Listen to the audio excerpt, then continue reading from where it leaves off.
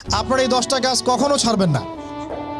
আমাকে ওয়াদা করেন এই 10টা কাজ আপনারা বাচ্চাদের ফিউচারের স্বার্থে কখনো ছাড়বেন না ইনশাআল্লাহ। তো আমার 10টা নসিহত হচ্ছে, এক, যে আমাদের বাচ্চাদেরকে ওদের লক্ষ্যটাকে স্থির করাবেন, ওদের জীবনের লক্ষ্যটাকে। 1 নাম্বার জান্নাত, এবং আমাদের বরেণ্য যে মানে সিংহ পুরুষরা আছেন উম্মার, ওদেরকে চিনাই দিবেন, ওদের মতো ওদেরকে হতে বলবেন। তোমাকে হামজার মতো হতে হবে, তোমাকে খালিদের মতো হতে হবে, তোমাকে ওমর ইবনে খাত্তাবের মতো হতে হবে, তোমাকে আলী ইবনে আবি তালেবের মতো হতে হবে, তোমাকে মারিয়াম আলাইহিস সালামের মতো হতে হবে, তোমাকে আয়েশার মতো হতে হবে। এই চেতনাগুলো ছোটবেলা থেকে ওর মধ্যে ইনস্টল করে। ও সামনে একটা রোল মডেল দেখবে যে আমাকে এরকম হতে হবে।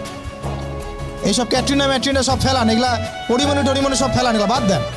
যা চলতেছে যে সাকিব টাকিব সব বন্ধ করেন, এইসবে কোনো ফিউচার নাই। এইসব ফিউচার হয়তো দুনিয়াতে কিছু দিতে পারে, কিন্তু পরকালে আল্লাহ পাকের আযাব গজব থেকে বাঁচার কোনো অপশন নাই। 2 নাম্বার সন্তানকে নিজের মনে করবেন না। সন্তানকে মনে করবেন এটা আল্লাহর আমানত আপনার কাছে। এই আমার ছেলে, এটা আমার ছেলে না, এই ছেলেটা আল্লাহ পাক আমাকে দিয়েছেন। বিশ্বাস করেন আমরা তো ওকে নেওয়ার জন্য চেষ্টাও করি নাই। এমন হয়নি আপনাদের সময়?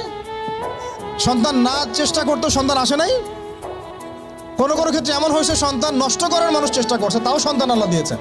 সন্তান আমার না, সন্তান আল্লাহর দেওয়া, আমার কাছে আমানত। একে যদি আমি সুসন্তান রূপে মানুষ না করি, আগামী দিনে ওমর না বানাই, তাহলে আল্লাহ আমাকে ধরবেন। That's all. 1 নাম্বার, সন্তানকে ওর গন্তব্য চেনাবেন, ওকে আমাদের সিংহ পুরুষদেরকে পরিচয় করাই দিবেন, ওর মতো তাদের মতো হতে বলবেন। এবং সন্তানকে আপনার নিজের মনে করবেন না, সন্তানকে মনে করবেন আল্লাহর দেওয়া জাস্ট একটা আমানত।